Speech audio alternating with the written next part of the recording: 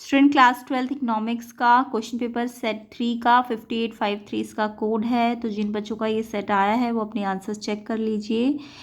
तो इन जिन बच्चों का सेट 1 भी आया उनमें कुछ कॉमन क्वेश्चंस है सेट 3 और सेट 1 और 2 में, तो वो भी आप यहाँ से चेक कर लेना। अदरवाइज सेट 1 के सोल्यूशन भी आपको चैनल में मिल जाएंगे, तो वहाँ पे आप चैनल के पेज पे जाके सर्च कर लेना। अभी हम इसके सोल्यूशन करने जा रहे हैं सेक्शन ए के, तो चलिए स्टार्ट करते हैं। तो सेक्शन ए आपका मैक्रो इकोनॉमिक्स है। इसका क्वेश्चन नंबर 1 देखेंगे क्या है। स्टेटमेंट 1 है आपकी, in a two sector economy consumption expenditure and investment expenditure two component है एग्रीगेट डिमांड के। तो यानी एडी जो होता है वो आपका कंजप्शन और इन्वेस्टमेंट एक्सपेंडिचर से मिलके बनेगा टू सेक्टर इकोनॉमी में। यस, ये ट्रू है आपका। देखो, अगर एडी आपको 4 सेक्टर इकोनॉमी में बोले तो सी प्लस आई प्लस जी प्लस नेट एक्सपोर्ट होता है एक्स माइनस एम। लेकिन अगर 2 सेक्टर इकोनॉमी की बात करें तो जस्ट सी और आई को मिला के ही एडी बन जाता है। तो इन्होंने कंजप्शन और इन्वेस्टमेंट को मिला के ही तो एडी बोला है ना। तो ये फर्स्ट स्टेटमेंट आपकी ट्रू है, क्योंकि 2 सेक्टर इकोनॉमी है तो दो से ही बनेगा, सी और आई से। ओके, स्टेटमेंट सेकंड की बात करें तो एडी जो कर्व है वो start from point of origin with positive slope. AD जो कर्व होता है वो ऑरिजिन से स्टार्ट होता है, ये तो फॉल्स है। एडी कर्व ऑरिजिन से थोड़ी ना स्टार्ट होता है, एडी कर्व तो थोड़ा सा ऊपर से स्टार्ट होता है। सी कर्व जो होता है सी बार से स्टार्ट होता है और सी के पैरेलल चलता है एडी कर्व, क्योंकि एडी सी प्लस आई है और आई कांस्टेंट होता है ना। एडी क्या होता है, सी प्लस आई, तो सी के पैरेलल होता है क्योंकि आई कांस्टेंट होता है। तो सी बार से स्टार्ट होता है तो कुछ ना कुछ इंटरसेप्ट से स्टार्ट होता है। तो एडी भी जीरो से स्टार्ट नहीं होता। हाँ, अगर ए एस होता क्वेश्चन में तो ए एस आपका जीरो से स्टार्ट हो जाता। तो यानी कि स्टेटमेंट सेकंड आपकी फॉल्स है। उन्होंने बोला एडी जीरो से स्टार्ट हो रहा है, तो ये तो फॉल्स है ना। तो यहाँ पे हमारा स्टेटमेंट 1 तो ट्रू है बट स्टेटमेंट 2 फॉल्स है। तो ये देखो कौन से ऑप्शन में था आपका, ये था आपका statement 1 true and statement 2 false. A option इसका करेक्ट है। तो इसका आंसर आपका ए ऑप्शन आएगा फर्स्ट क्वेश्चन का। किस किस का ये आंसर है कमेंट करके बताइएगा। इसके बाद इसके सेकंड क्वेश्चन को देखते हैं। ये आपके हिंदी मीडियम वाले बच्चे भी इसमें से देख लेना आंसर्स, बट मैं डिस्कस इंग्लिश वाले क्वेश्चन से कर रही हूँ। तो सेकंड क्वेश्चन है आपका, deficit in BOP refers to the excess of. अगर बीओपी में डेफिसिट आ रहा है तो इसका मतलब एक्सेस क्या है। तो देखो, current account payment over current account है, कि capital account payment capital account receipt से ज़्यादा है, कि ऑटोनॉमस पेमेंट ऑटोनॉमस रिसिप्ट से ज़्यादा है, कि अकोमोडेटिंग पेमेंट्स अकोमोडेटिंग रिसिप्ट से ज़्यादा। तो इसमें ऑटोनॉमस पेमेंट जब ऑटोनॉमस रिसिप्ट से ज़्यादा होती है तो बीओपी में क्या आता है, डेफिसिट आता है। तो इसका आंसर सी ऑप्शन है। सेकंड क्वेश्चन का आंसर आपका सी ऑप्शन होगा। नेक्स्ट थर्ड क्वेश्चन देख लेते हैं। Money is an asset which can be store for use in future. Money एक एसेट है जो कि हम फ्यूचर में स्टोर करके रख सकते हैं। तो इससे मनी के कौन से फंक्शन का पता चलता है, तो इसमें स्टोर है तो स्टोर ऑफ वैल्यू फंक्शन का इसका पता चलता है। सी ऑप्शन इसका करेक्ट है। तो किस किस ने सी ऑप्शन पे टिक करा ये भी बताइएगा। क्वेश्चन नंबर 4 देखते हैं। Considering the depreciation of Indian currency in the international market, the Reserve Bank of India has decided to purchase Indian currency in the open market. तो इसका मतलब कौन सा एक्सचेंज रेट सिस्टम है। तो जब डेप्रिसिएशन आ रहा है इंडियन करेंसी में तो रिजर्व बैंक क्या करती है, परचेज करती है इंडियन करेंसी को ओपन मार्केट में। तो जब भी आरबीआई इंटरफेयर करती है ना, तो उसमें आपका मैनेज फ्लोटिंग होती है। जब भी बैंक इंटरफेयर करेगा, परचेज और सेल करेगा, तो किस में होता है, मैनेज फ्लोटिंग में। तो इसका आंसर सी ऑप्शन है। किस किस बच्चे का बताना कि मैनेज फ्लोटिंग लिखा आपने। क्वेश्चन नंबर 4 सी ऑप्शन इसका करेक्ट है। क्वेश्चन नंबर 5 देखेंगे। If in an economy the investment multiplier 4 है, ऑटोनॉमस कंजप्शन 30 करोड़ का है, तो कंजप्शन फंक्शन कैसे बनेगा। तो देखो, इन्वेस्टमेंट मल्टीप्लायर आपको 4 गिवन है ना। आपको पता है कंजप्शन फंक्शन के लिए फॉर्मूला क्या होता है। कंजप्शन फंक्शन आपका होता है C bar plus M P C Y, तो सबको पता होगा। तो आपको क्वेश्चन में सी बार तो ऑटोनॉमस कंजप्शन दे रखा है 30, बट एम पी सी के लिए आपको मल्टीप्लायर की वैल्यू दी हुई है। आपको पता है मल्टीप्लायर क्या होता है, या तो 1/MPS या फिर 1/1 माइनस एम पी सी भी कह सकते हो। ये भी मल्टीप्लायर होता है आपका, ठीक है। तो या तो आप के की वैल्यू यहाँ रख के एम पी सी निकाल लो, या इससे भी निकाल लो। पहले एम पी एस के क्या होता है 1/MPS। एम पी एस आपको के तो आपको दिया है मल्टीप्लायर 4, तो एम पी एस निकालने के लिए इसको रेसिप्रोकल करो तो 4 का रेसिप्रोकल 1/4 हो जाएगा, और 1/4 का अंदर 0.25। तो अगर एम पी एस 0.25 है तो 1 में से माइनस कर दो 0.25 को, है ना। MPS अगर 0.25 है तो आपको पता है ना MPC और MPS का टोटल कितना होता है, 1 होता है। तो MPS अगर 0.25 है तो 1 में से 0.25 को लेस करते हो तो कितना आ जाएगा, 0.75। तो हमें तो MPC चाहिए होता है ना C कंजप्शन बनाने के लिए, तो MPS हमने यहाँ मल्टीप्लायर के फॉर्मूले से निकाला 0.25, जबकि हमें MPC चाहिए तो ये कितना आ जाएगा 0.75।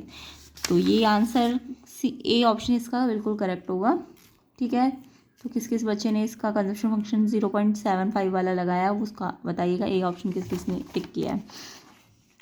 नेक्स्ट क्वेश्चन देख लेते हैं। क्वेश्चन नंबर 5 का ही चॉइस वाला क्वेश्चन है B।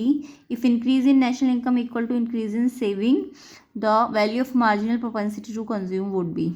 तो अगर आपको बोला है नेशनल इनकम में इंक्रीज किसके इक्वल है, सेविंग में इंक्रीज के इक्वल है, तो आपको MPC निकालना था।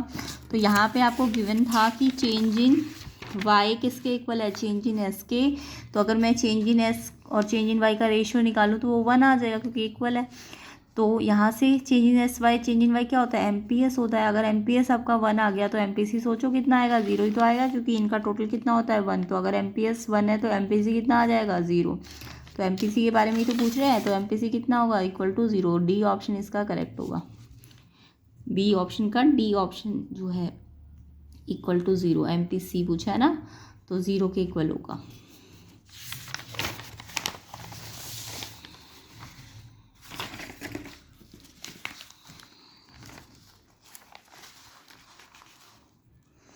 इसके बाद इसके 6 क्वेश्चन पे आ जाते हैं।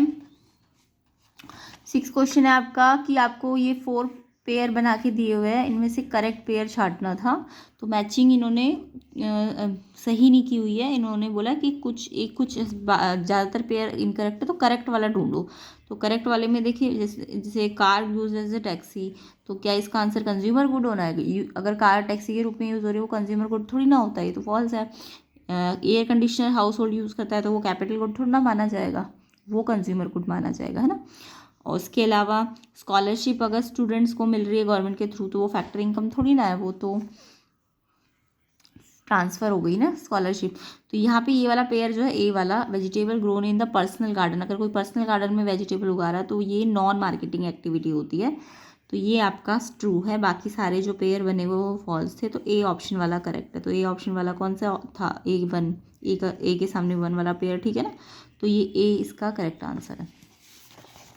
नेक्स्ट क्वेश्चन देख लेते हैं। क्वेश्चन नंबर इसी का चॉइस वाला आपको बोला है कि फार्मर, देखो यहाँ पे आपको फार्मर की वैल्यू ऑफ आउटपुट दिया है, इंटरमीडिएट कंजप्शन दिया है और वैल्यू एडेड दिया है। तो वैल्यू एडेड तो सबको फॉर्मूला पता है ना, वैल्यू ऑफ आउटपुट में से इंटरमीडिएट कंजप्शन को माइनस करते हैं। तो यहाँ पे अगर वैल्यू ऑफ आउटपुट 2000 है तो कितना माइनस किया कि 2000 आंसर आ जाएगा। वैल्यू एडेड का फॉर्मूला लगाना है ना। वैल्यू एडेड का फॉर्मूला क्या होता है, वैल्यू एडेड का फॉर्मूला सबको पता होगा, वैल्यू ऑफ आउटपुट में से इंटरमीडिएट कंजप्शन को माइनस करते हैं। तो यहाँ पे तो देखो 2000 है तो कुछ भी माइनस नहीं किया तभी तो 2000 आंसर आया, तो ये तो डैश ऐसे ही छूट जाएगा। इसके बाद यहाँ पे सोचो बेकर का कितना वैल्यू ऑफ आउटपुट रहा होगा कि उसका इंटरमीडिएट कंजप्शन माइनस करने के बाद वैल्यू एडेड कितना आया, 2000।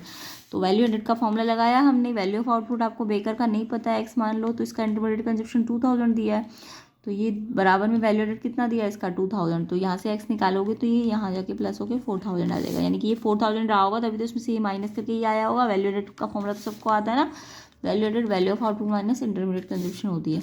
तो यहाँ पे ये 4000 है, ठीक है, यानी 1 नंबर पे 4000 आएगा। उसके बाद 2 नंबर कैसे आएगा, जब इन तीनों का टोटल कर दोगे, टोटल बोला ना, तो इन तीनों का टोटल, तो इन दोनों का टोटल करो 2000 4000 4400 10400। तो देखो अभी तक पहले वाले में 4000 है, दूसरे में 10400 है, तो इसमें भी इतना ही है और इसमें भी इतना ही है और इसमें भी इतना ही है। अभी तक तो ये तीनों ऑप्शन ठीक है। आगे के देखते हैं। थर्ड ऑप्शन में देखो रिटेल सेलर में वैल्यू ऑफ आउटपुट कितना दिया हुआ है, 4400, जबकि इसका कितना इंटरमीडिएट कंजप्शन रहा होगा कि ये वैल्यू एडेड में सिर्फ 400 आया। तो वैल्यू एडेड का ही फिर से फॉर्मूला लगाओ।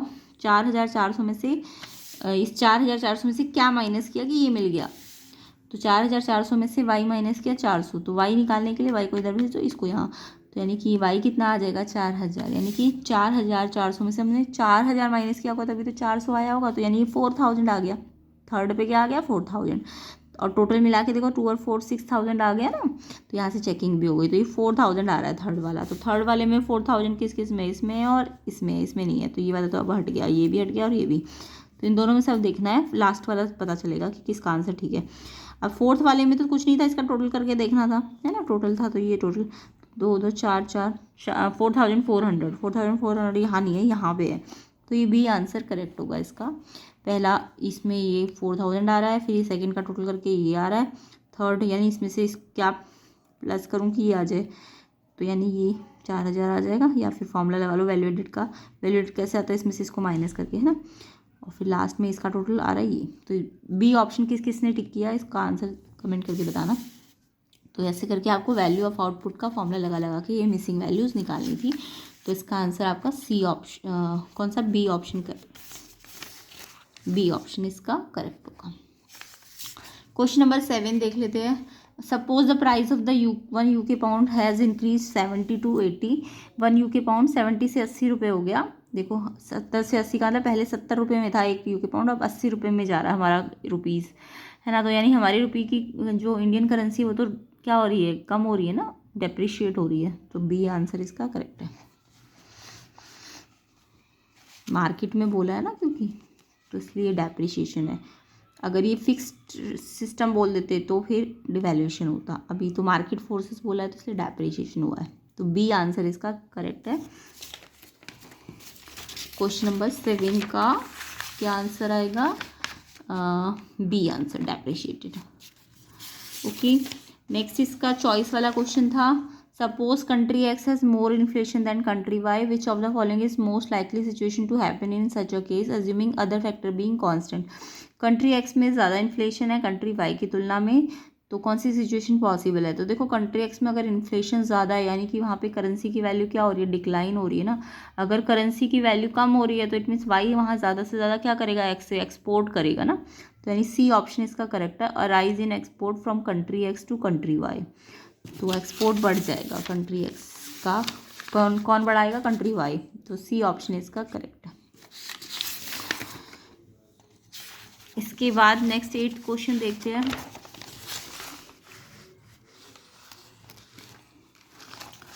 ये आपके एजर्शन रीजंस है। तो 8 क्वेश्चन में देखिए, एजर्शन की स्टेटमेंट है, full employment refer to absence of involuntary unemployment. Full employment का मतलब इनवॉलेंट्री अनएम्प्लॉयमेंट की एब्सेंस है, यानी कि इनवॉलेंट्री एम्प्लॉयमेंट का मतलब जहाँ पे, अनएम्प्लॉयमेंट का मतलब जहाँ पे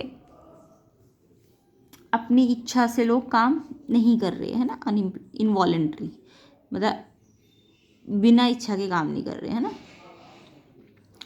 तो ये तो ठीक है, फुल एम्प्लॉयमेंट का मतलब जब इनवॉलेंट्री अनएम्प्लॉयमेंट नहीं है, है ना, यही तो है फुल एम्प्लॉयमेंट का मतलब, जब अनएम्प्लॉयमेंट नहीं है तो एब्सेंस है, ये ट्रू